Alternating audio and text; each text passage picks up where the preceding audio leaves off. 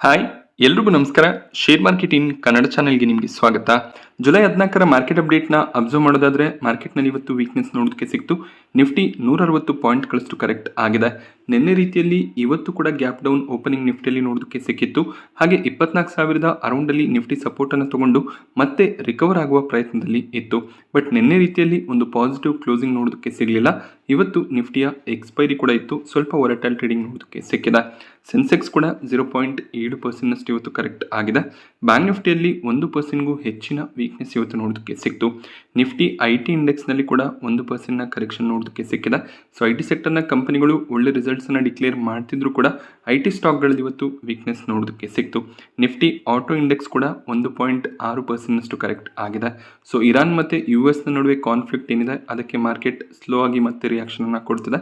Crude prices increase ಆದಷ್ಟು ಕೂಡ ಮಾರ್ಕೆಟ್ನಲ್ಲಿ ವೀಕ್ನೆಸ್ ಬರ್ತಾ ಹೋಗುತ್ತೆ. ನಿಫ್ಟಿಯ ಟಾಪ್ ಗೇನರ್ಸ್ ಮತ್ತು ಲೂಸರ್ಸ್ ಅನ್ನು ಅಬ್ಸರ್ವ್ ಮಾಡಿದಾಗ ಭಾರತೀಯ ಏರ್ಟೆಲ್ ಇವತ್ತು ಟಾಪ್ ಗೇನರ್ ಆಗಿತ್ತು. ಆಲ್ಮೋಸ್ಟ್ 2% ಜಂಪ್ ಸ್ಟಾಕ್ ಪ್ರೈಸ್ನಲ್ಲಿ ನೋಡೋದಕ್ಕೆ ಸಿಕ್ಕಿದೆ. ಅಪೋಲೋ ಹಾಸ್ಪಿಟಲ್ ಕೂಡ 1.5% ಇವತ್ತು ಗೇನ್ ಆಯಿತು. ಫಾರ್ಮಾ ಸೆಕ್ಟರ್ನ ಸ್ಟಾಕ್ಗಳು ಸ್ಟ್ರಾಂಗ್ ಆಗಿ ಪರ್ಫಾರ್ಮ್ ಮಾಡಿದೆ. Sun Pharma, Doctor Reddy's lab positive closing ಅನ್ನು ಕೊಟ್ಟಿದೆ. ಸೊ TCS ಒಂದು ಸ್ಟ್ರಾಂಗ್ ರಿಸಲ್ಟ್ಸ್ ಅನ್ನು ಡಿಕ್ಲೇರ್ ಮಾಡಿದ್ರು. ಹಾಗೆ ಸ್ಟ್ರಾಂಗ್ ಡೀಲ್ಸ್ ಕೂಡ ಸೈನ್ ಆಗ್ತಿರೋದ್ರಿಂದ TCSನಲ್ಲಿ ಪಾಸಿಟಿವ್ ಮೊಮೆಂಟಮ್ ಕಂಟಿನ್ಯೂ ಆಯಿತು. 1% ಗೇನ್ ಇವತ್ತು ಕೂಡ ನೋಡೋದಕ್ಕೆ ಸಿಕ್ಕಿದೆ. ಟಾಪ್ ಲೂಸರ್ಸ್ ಅನ್ನು ಅಬ್ಸರ್ವ್ ಮಾಡಿದಾಗ HCL ಟೆಕ್ ಇವತ್ತು ಟಾಪ್ ಲೂಸರ್ ಆಗಿತ್ತು.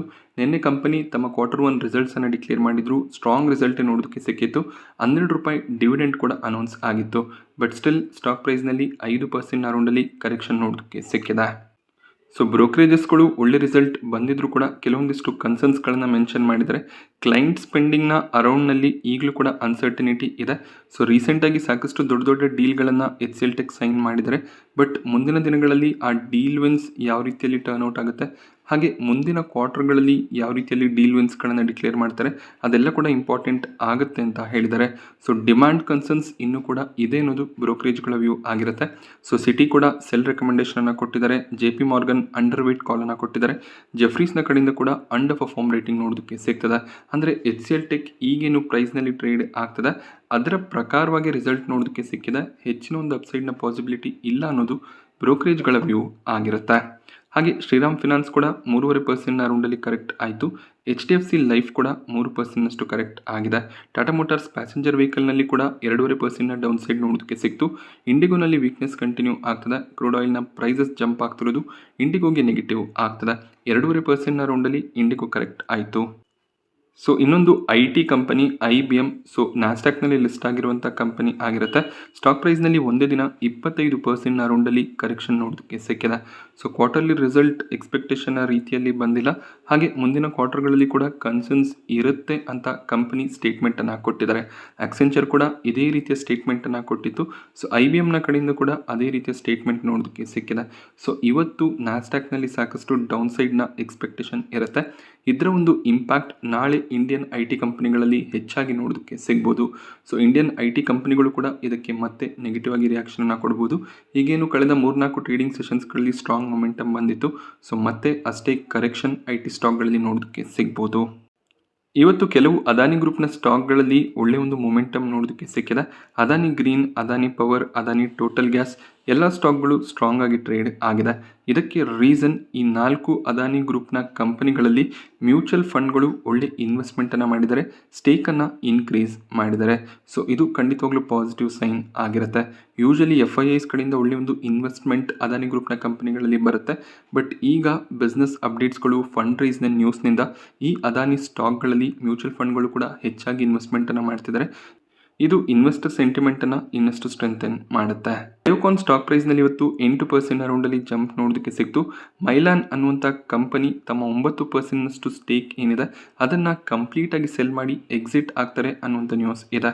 ಸೊ ಈ ಒಂದು ಬ್ಲಾಕ್ ಡೀಲ್ ಏನು ಆಯಿತು ಅಷ್ಟೇ ಅಮೌಂಟ್ನ ಶೇರ್ಸ್ಗಳು ಪರ್ಚೇಸ್ ಕೂಡ ಆಗಿದೆ. ಸೊ ಮೇ ಬಿ ಇವರು ಬೇರೆ ಬಯರ್ಸ್ಗಳನ್ನು ಹುಡುಕಿದ್ರು. ಸೊ ಆ ಬಯರ್ಸ್ ಸ್ಟೇಕನ್ನು ಬೈ ಮಾಡ್ಕೊಂಡಿರ್ತಾರೆ. ಆ ರೀಸನ್ನಿಂದ ಸ್ಟಾಕ್ನಲ್ಲಿ ಯಾವುದೇ ರೀತಿಯ ಪ್ಯಾನಿಕ್ ನೋಡೋದಕ್ಕೆ ಸಿಗಲಿಲ್ಲ. ಹಾಗೆ ಮೈಲಾನ್ ಎಕ್ಸಿಟ್ ಆಗಿರೋದು ಇನ್ವೆಸ್ಟರ್ಸ್ಗಳಿಗೆ ಪಾಸಿಟಿವೇ ಆಗಿರ್ಬೋದು. ಆ ರೀಸನ್ನಿಂದ ಒಳ್ಳೆ ಒಂದು ಬೈಯಿಂಗ್ ಕೂಡ ಎಮರ್ಜ್ ಆಗ್ತಿರೋದು ಕಾಣಿಸ್ತಿದೆ. ಸೊ ಕೆಲವೊಂದಿಷ್ಟು ಕಂಪನಿಗಳಲ್ಲಿ ಪರ್ಟಿಕ್ಯುಲರ್ ಫಾರಿನ್ ಎಂಟಿಟಿ ಎಕ್ಸಿಟ್ ಆಗ್ತಾರೆ ಅನ್ನುವಂಥ ನ್ಯೂಸ್ ಇದ್ದಾಗ ಆ ಸ್ಟಾಕ್ ಅದಕ್ಕೆ ಸ್ಟ್ರಾಂಗ್ ಆಗಿ ರಿಯಾಕ್ಷನನ್ನು ಕೊಡುತ್ತೆ.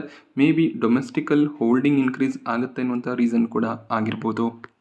ಕಾನ್ಕಾರ್ ಸ್ಟಾಕ್ ಪ್ರೈಸ್ನಲ್ಲಿ ಕೂಡ 7% ಜಂಪ್ ನೋಡೋದಕ್ಕೆ ಸಿಕ್ತು. ಇದಕ್ಕೆ ರೀಸನ್ Q1 ಬಿಸ್ನೆಸ್ ಅಪ್ಡೇಟ್ಸ್ ಅನ್ನ ಕಂಪನಿ ಶೇರ್ ಮಾಡಿದ್ದಾರೆ. ಎಕ್ಸ್ಪೋರ್ಟ್ ಇಂಪೋರ್ಟ್ ವಾಲ್ಯೂಮ್ಸ್ ಏನಿದೆ ಅದು 10% ಇಯರ್ ಆನ್ ಇಯರ್ ಇನ್ಕ್ರೀಸ್ ಆಗ್ತಿರೋದು ಕಾಣಿಸ್ತದೆ. ಒಂದು ಸ್ಟ್ರಾಂಗ್ ಕ್ವಾರ್ಟರ್ನ ಎಕ್ಸ್ಪೆಕ್ಟೇಷನ್ ಇರುತ್ತೆ ಅನ್ನುವಂಥ ರೀಸನ್ನಿಂದ ಸ್ಟಾಕ್ ಪ್ರೈಸ್ನಲ್ಲಿ ಸ್ಟ್ರಾಂಗ್ ಮೊಮೆಂಟಮ್ ನೋಡೋದಕ್ಕೆ ಸಿಕ್ಕಿದೆ. ಟಾಟಾ ಎಲ್ಕ್ಸಿ ತಮ್ಮ Q1 ರಿಸಲ್ಟ್ಸನ್ನು ಡಿಕ್ಲೇರ್ ಮಾಡಿದರೆ year on year performance strong ಆಗಿ ನೋಡೋದಕ್ಕೆ ಸಿಕ್ತು. ಬಟ್ ಕ್ವಾರ್ಟರ್ ಅಬ್ಸರ್ವ್ ಮಾಡಿದಾಗ ಪ್ರಾಫಿಟ್ 23% ಫಾಲ್ ಆಗಿದೆ. ಬಟ್ ಸ್ಟಾಕ್ ಪ್ರೈಸ್ನಲ್ಲಿ ಇವತ್ತು 3% ವೀಕ್ನೆಸ್ ಏನು ನೋಡೋದಕ್ಕೆ ಸಿಕ್ತು. ಇದು ರಿಸಲ್ಟ್ ವೀಕ್ ಆಗಿ ಬರ್ಬೋದು ಅನ್ನುವಂಥ ಎಕ್ಸ್ಪೆಕ್ಟೇಷನಿಂದ ಬಂದಂಥ ಕರೆಕ್ಷನ್ ಆಗಿರುತ್ತೆ. ಮಾರ್ಕೆಟ್ ಅವರ್ಸ್ನ ನಂತರ ಈ ಒಂದು ರಿಸಲ್ಟ್ ನೋಡೋದಕ್ಕೆ ಸಿಕ್ಕಿದೆ. ಸೊ ರಿಸಲ್ಟ್ಗೆ ಮತ್ತೆ ಸ್ಟಾಕ್ ನಾಳೆ ರಿಯಾಕ್ಷನನ್ನು ಕೊಡುತ್ತೆ.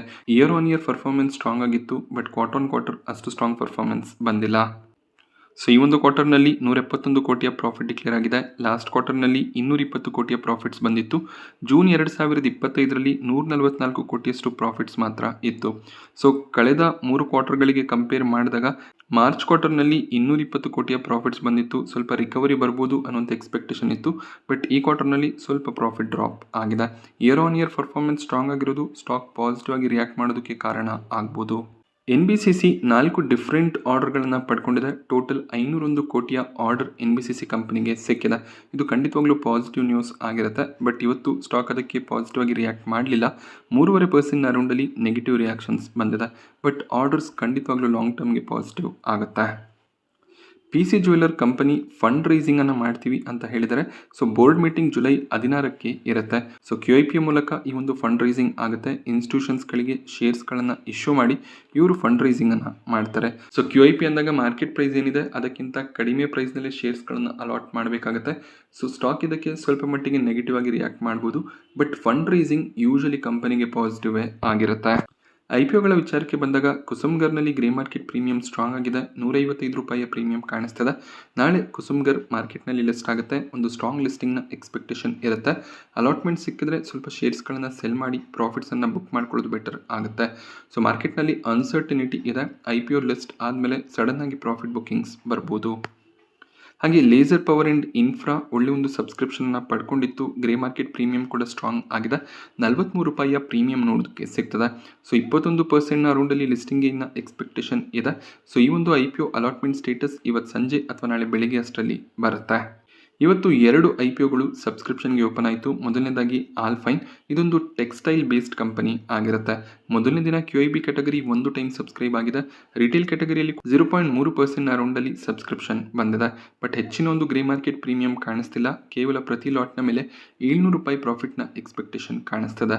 ಕೊನೆ ದಿನದವರೆಗೂ ವೆಯ್ಟ್ ಮಾಡಿ. ಕೊನೆ ದಿನ ಸಬ್ಸ್ಕ್ರಿಪ್ಷನ್ಸ್ ಸ್ಟ್ರಾಂಗ್ ಆಗಿದ್ರೆ ಪ್ರೀಮಿಯಂ ಇನ್ಕ್ರೀಸ್ ಆದರೆ ಆಗ ಅಪ್ಲೈ ಮಾಡ್ಬೋದು. ಇಲ್ಲಾಂದರೆ ಅವಾಯ್ಡ್ ಮಾಡೋದು ಬೆಟರ್ ಆಗುತ್ತೆ. ಹಾಗೆ SBI ಮ್ಯೂಚುವಲ್ ಫಂಡ್ಸ್ ಅಥವಾ SBI ಫಂಡ್ಸ್ ಮ್ಯಾನೇಜ್ಮೆಂಟ್ ಲಿಮಿಟೆಡ್ನ IPO ಕೂಡ ಇವತ್ತು ಸಬ್ಸ್ಕ್ರಿಪ್ಷನ್ಗೆ ಓಪನ್ ಆಗಿದೆ. ಸೊ ಈ ಒಂದು IPOನಲ್ಲಿ QIBs ಮೊದಲ ದಿನ ಅಷ್ಟಾಗಿ ಅಪ್ಲಿಕೇಶನನ್ನು ಹಾಕಿಲ್ಲ. ರಿಟೇಲ್ ಕ್ಯಾಟಗರಿಯಲ್ಲಿ 0.7 ಟೈಮ್ನ ಸಬ್ಸ್ಕ್ರಿಪ್ಷನ್ ಬಂದಿದೆ. HNI ಕ್ಯಾಟಗರಿ ಕಂಪ್ಲೀಟ್ ಆಗಿ ಸಬ್ಸ್ಕ್ರೈಬ್ ಆಯಿತು. ಎಂಪ್ಲಾಯೀಸ್ ಕೂಡ 1 ಟೈಮ್ನ ಸಬ್ಸ್ಕ್ರಿಪ್ಷನನ್ನು ಮಾಡ್ಕೊಂಡಿದ್ದಾರೆ. ಟೋಟಲ್ ಆಗಿ ಇಶ್ಯೂ 0.7 ಟೈಮ್ನಷ್ಟು ಮೊದಲನೇ ದಿನನೇ ಸಬ್ಸ್ಕ್ರೈಬ್ ಆಗಿದೆ. ಇಲ್ಲಿ 96 ರೂಪಾಯಿಯ ಪ್ರೀಮಿಯಂ ಇದೆ. ಕಂಪನಿ ಸೆಟ್ ಮಾಡಿರುವಂಥ ಪ್ರೈಸ್ 574 ರೂಪಾಯಿ ಆಗಿರುತ್ತೆ. ಸೊ ಇವತ್ತಿನ ದಿನ ಪ್ರತಿ ಲಾಟ್ನ ಮೇಲೆ 2500 ರೂಪಾಯಿ ಪ್ರಾಫಿಟ್ನ ಎಕ್ಸ್ಪೆಕ್ಟೇಷನ್ ಇದೆ. ಸೊ ಇದೇ ರೀತಿಯ ಪ್ರೀಮಿಯಂ ಕೊನೆ ದಿನ ನೋಡೋದಕ್ಕೆ ಸಿಕ್ಕಿದ್ರೆ ಖಂಡಿತವಾಗ್ಲೂ ಈ ಒಂದು IPOನಲ್ಲಿ ಅಪ್ಲೈ ಮಾಡ್ಬೋದಾಗುತ್ತೆ. ಸೊ ನಾನಿವತ್ತು ನಿಮಗೆ ತಿಳಿಸ್ಕೊಟ್ಟಂಥ ಇನ್ಫಾರ್ಮೇಷನ್ ಇಷ್ಟ ಆಗುತ್ತೆ ಅಂತ ಅಂದ್ಕೊಂಡಿದ್ದೀನಿ. ಇಷ್ಟ ಆದರೆ ವಿಡಿಯೋನ ಲೈಕ್ ಮಾಡಿ. ಹಾಗೆ ಇದೇ ರೀತಿಯ ಮಾರ್ಕೆಟ್ ಅಪ್ಡೇಟ್ಸ್ಗಳಿಗೆ ಚಾನಲ್ನ ಸಬ್ಸ್ಕ್ರೈಬ್ ಮಾಡ್ಕೊಳ್ಳಿ. Thank you friends.